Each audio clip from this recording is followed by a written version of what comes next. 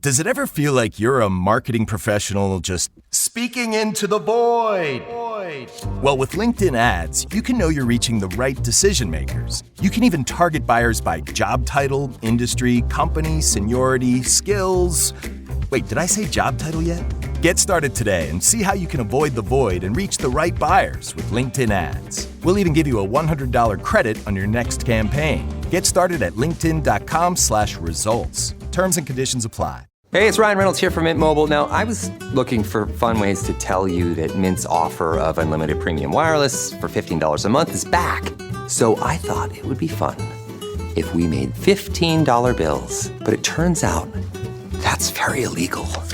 So there goes my big idea for the commercial. Give it a try at mintmobile.com/switch. Upfront payment of $45 for 3-month plan, equivalent to $15 per month required. New customer offer for first 3 months only. Speed slow after 35 gigabytes if network's busy. Taxes and fees extra. See mintmobile.com. This message is sponsored by Greenlight. With school out, summer is the perfect time to teach our kids real-world money skills they'll use forever. Greenlight is a debit card and the #1 family finance and safety app used by millions of families, helping kids learn how to save, invest, and spend wisely. Parents can send their kids money and track their spending and saving, while kids build money confidence and skills in fun ways. Start your risk-free Greenlight trial today at greenlight.com/Spotify. That's greenlight.com/Spotify. AI is moving fast. So fast, it's hard to keep up.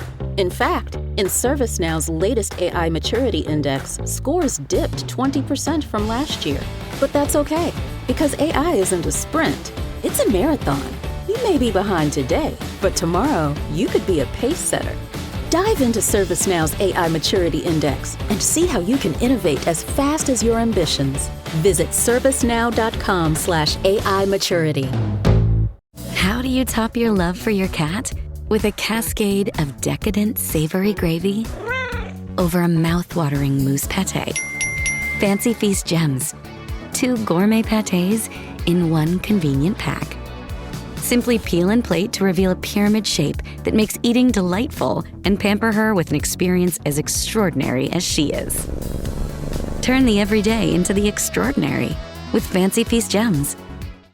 With the Venmo debit card, you can Venmo everything. Your favorite band's merch? You can Venmo this. Or their next show? You can Venmo that. Visit venmo.me/debit to learn more.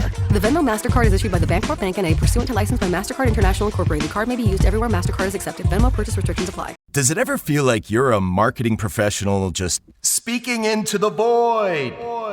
Well, with LinkedIn ads, you can know you're reaching the right decision makers. You can even target buyers by job title, industry, company, seniority, skills. Wait, did I say job title yet? Get started today and see how you can avoid the void and reach the right buyers with LinkedIn ads. We'll even give you a $100 credit on your next campaign. Get started at linkedin.com/results. Terms and conditions apply. Have you ever spotted McDonald's hot, crispy fries right as they're being scooped into the carton? And time just stands still. Ba-da-ba-ba-ba. Welcome to the HCI family of podcasts. We're your source for personal, professional, and organizational growth and development. We share our own original research, explore industry trends, and interview executives and thought leaders from across the globe. Join us for practitioner-oriented content around all things leadership, HR, talent management, organizational development, and change management. Maximize your personal and organizational potential with the HCI family of podcasts. Robert Dilenschneider, welcome back to the podcast. John, it's just great to be with you, and thank you so much. You look very much at home in Salt Lake City. Oh, thank you. It's a real pleasure to have you with me again. You're joining us from Connecticut. I'm south of Salt Lake City. And today we're going to be talking about your forthcoming book, Character, Life Lessons in Courage, Integrity, and Leadership. And as we were talking in the pre-interview, there has never been a time more when we've needed character more than now. I mean, maybe that's an overstatement. There probably has been times before where we've needed character more, but we certainly need it now. We're perhaps at a crossroads, I would say, and it's just a vital time. Certainly, we need it in society generally. We need it in our communities. We need it in our organizations. We live in a VUCA world, and things are changing around us constantly, and we just need leaders who have character, people who have the courage to speak up, people who have the integrity to live their values and to do what's right. And we need leaders who can do the hard things and lead their teams, their communities in a way that we can all be proud of. And that's hard. It's not always easy, especially if you have to buck the status quo and the systems that are causing harm to people around us. So this is what we'll be discussing today. As we get started, I wanted to share Robert's bio with everybody. Robert L. Dilenschneider is founder of the Dilenschneider Group, headquartered in New York and Chicago. The firm provides strategic advice and counsel to Fortune 500 companies and leading families and individuals around the world, with experience in fields ranging from mergers and acquisitions and crisis communications to marketing, government affairs, and international media. I could say a whole lot more about your background. You've done so many great, amazing things over your career. I'm going to pause there. Anything you would like to highlight by way of your background or personal context before we dive on in to talk about your book? John, I think the only thing I'd like to highlight is that more than any time in my experience, and that's more than 40 years in this business, has the focus of character been more important. We have started at the very top. The campaign that was won by Donald Trump, he's now won it. We have Donald Trump in office doing things that people like and people don't like. And some of those things will require real character. Transmitting 2 million people from Gaza, for example, to some other part of the world, and the other parts of the world being unwilling to take these 2 million people is going to require a lot of character. Doing some of the things he's doing with eliminating parts of the federal government, the educational establishment, it's going to take a lot of character to deal with that. But that really devolves down to a very personal level. At the basic parts of business and society, there's every opportunity today to do something wrong and to get away with it. And that's not good. And we can't rely totally on the police and on other organizations to stop this. We have to really ask ourselves if we should be doing these things, and we shouldn't be. So I just think the whole idea of character, leadership, integrity, courage, pretty important today. Yeah, I completely agree.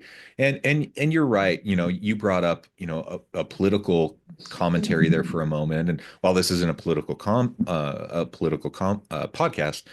certainly, it's relevant and certainly, political leadership is a big part of everyone's lives, certainly here in the United States and other places around the world.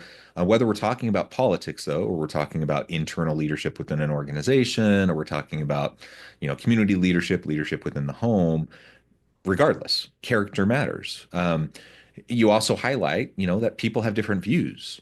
People have different values. People have different worldviews, different frameworks of understanding what's happening. So with for example, with Donald Trump, people have completely different views on his leadership and these questions of courage, integrity, et cetera.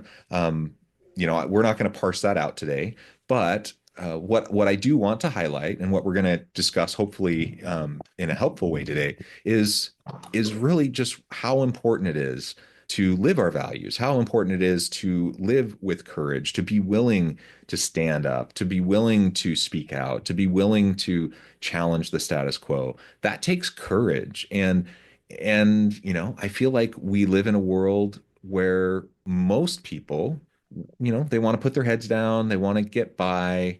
And I get it. Like I in some ways don't blame them, but in other ways I'm like, come on, we gotta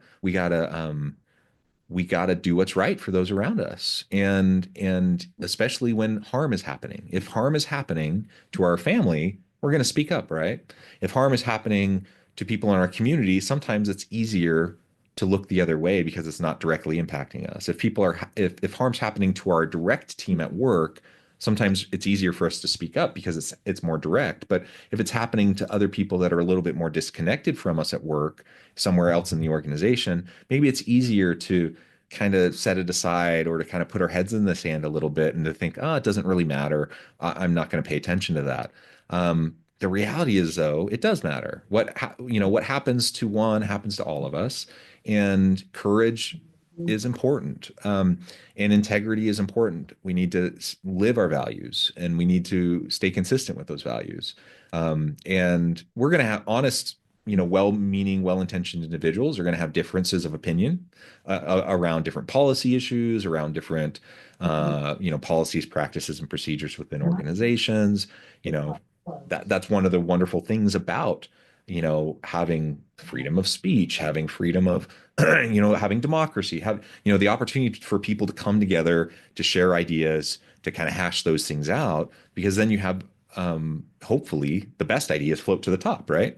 But you have to do it from a place of genuine good faith, and a place of where people can truly stand up for what they believe, and not just kind of cave to the systems and the powers that be, because we feel threatened, or whatever the case may be. And again, I get it. I get why people, are inclined to cave, or they're inclined to not speak up.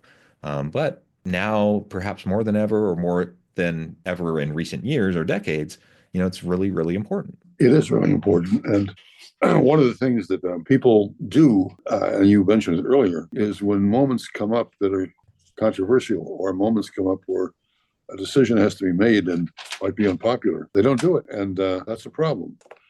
There's are many ways to speak out, reflect your point of view, say that this counts or this doesn't count, without jeopardizing your job or your well-being. And I think it's important for people to think that through. But virtually every day, everybody in this country, and I'll come back to that in a second, has a moment to really reflect character, or a moment to reflect their integrity, a moment to reflect their leadership, a moment to reflect their basic feeling about things. One of the great things about the United States that's different from the rest of the world, really, is you can do that. And you can do that without fear of reprisal. If you try to do that in the Soviet Union, well, there is no more Soviet Union. If you try to do that in Russia, there could be reprisal. If you try to do it in North Korea, there would be reprisal. If you try to do it in the Middle East, the rulers who drive the Middle East, they're going to take action if they don't agree with what you're saying. Even in the most sophisticated governments of Western Europe, this happens. So one of the things we've got here, and we're lucky, is we've got a position that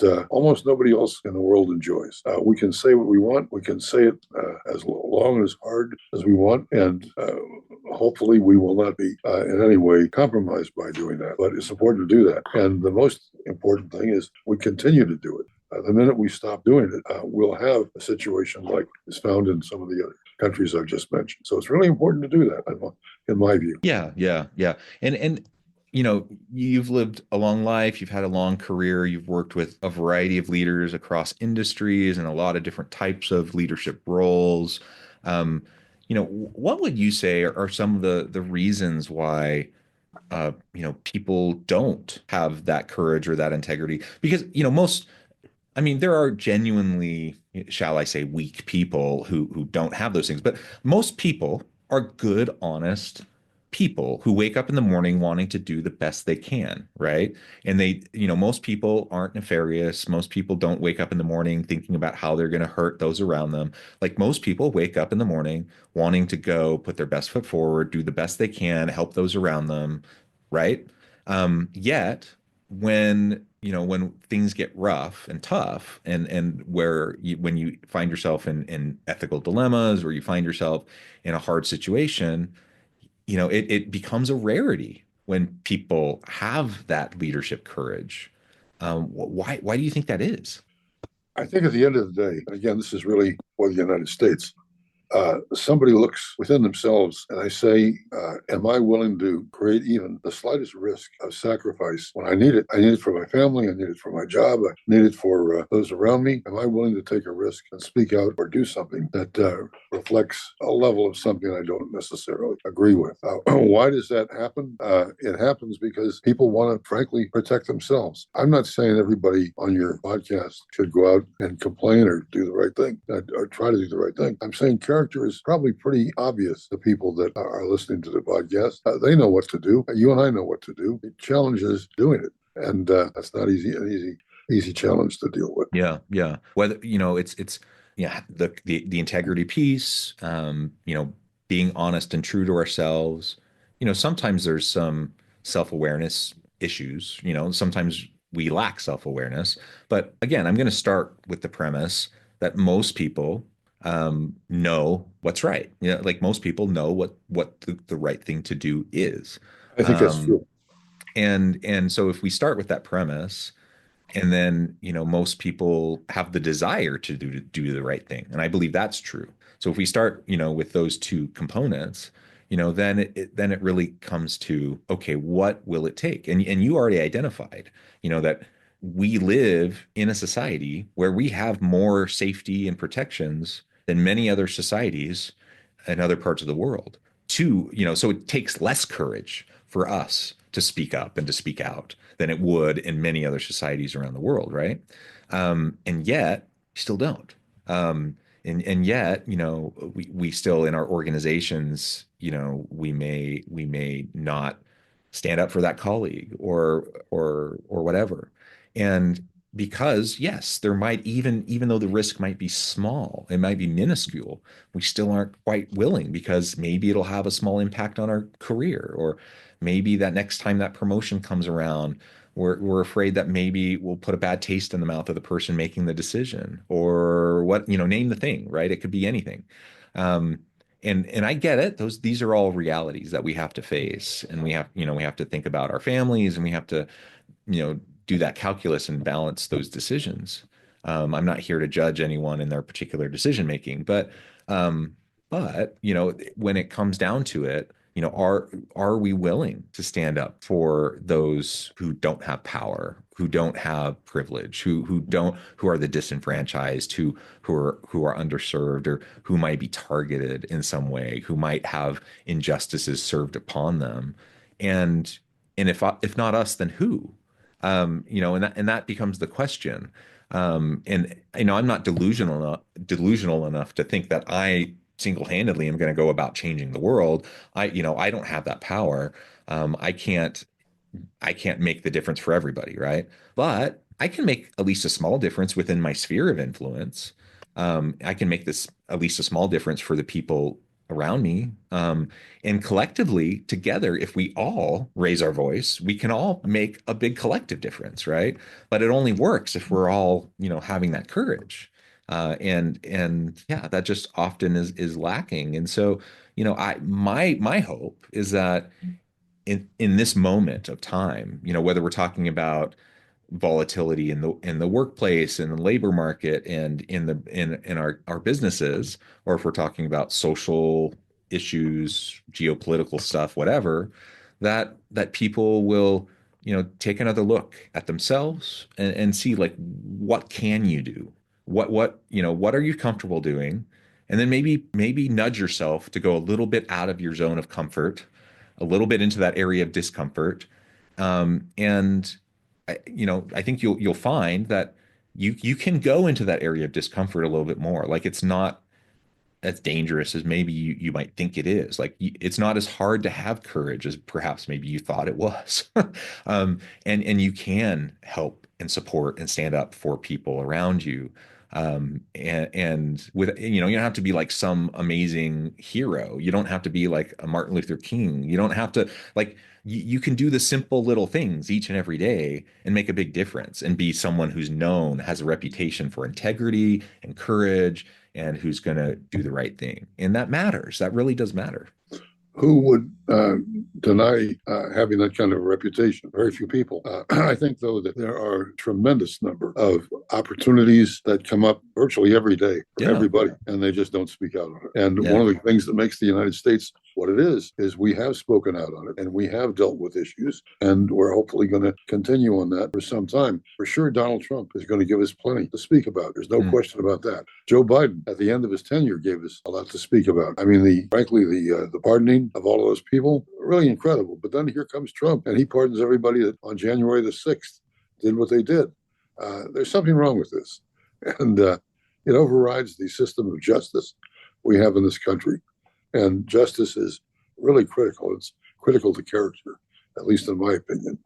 There are plenty of lessons of courage, of integrity, of leadership that can be learned. I try to reflect some of them in the book. And if those lessons are learned and actually carried out by the men and women who are watching the podcast, life will be better. And that's a really good thing. Will somebody watching this podcast take a risk? I hope so. And if they do, I hope that they'll do it because we had this discussion and because they feel it's important to stand up and do the right thing. So there's a lot of opportunity virtually every single day, every single hour of every day. There's opportunity. Yeah, I completely agree. Well, Robert, this has just been a really great conversation. I know we've just really scratched the surface, but that's why you have an amazing book that's being released. As we wrap things up for today, I wanted to give you a chance to share with the audience how they can get connected with you, find out more about your work, the Dilenschneider Group, where they can find your forthcoming book, and then give us the final word on the topic for today. Well, people are more than happy to come to the website. And if they come to the website, they'll see plenty about the Dilenschneider Group. And I hope they do. And I hope they'll call if the spirit moves them. The book itself will be out in March. I expect it's going to have heavy promotion and advertising. So there'll be an opportunity to buy the book. It's a quick read. It's a fast read. I wrote it in chunks, so you don't have to read the whole book at one sitting. You can read 3 or 4 paragraphs and walk away with a good feeling about it. I think that's one of the big challenges of writing today. But they can get it that way. I think, again, I look at the most important things that are happening in the world today. And again, whether Trump or his adversary had won, things are going to have really important elements for everybody in this country. We have to speak out. We have to go the democratic way, do the right thing. It's absolutely critical. And it's never been more critical, in my opinion, than now. When we had the Bushes, when we had Obama, when we had Bill Clinton, it was less critical. It was there, but it was less critical. Today, it's really critical. And if we don't step out and do the right thing, we're going to pay for it. In Utah, where you're living, I think Mitt Romney lives there, doesn't he? Yep. I believe he does. Romney has incredible background. His father had an incredible background. I think we study people like Mitt Romney and his dad. I think that would be a very positive thing to do. For people in the podcast or in New York, Illinois, California, Florida, I know you've got dozens, hundreds of people involved in this. There's an opportunity for them to speak out and do the right thing today. If you're checking out of your grocery store and the grocery clerk gives you the wrong number, if you're in your church and you don't agree with what your priest or your pastor says, if you're in your job and you're insulted, if these are all moments that somebody can speak out and say something and do it in a way that doesn't offend anybody, but which brings a better feeling for everybody that, well, we're doing that and we're doing the right thing. Yeah, absolutely. Well, Robert, thank you so much. It's been a real pleasure. I encourage the audience to reach out, get connected, find out more about what Robert can do for you. Check out the forthcoming book. And as always, I hope everyone can stay healthy and safe, that you can find meaning and purpose at work each and every day. And I hope you all have a great week.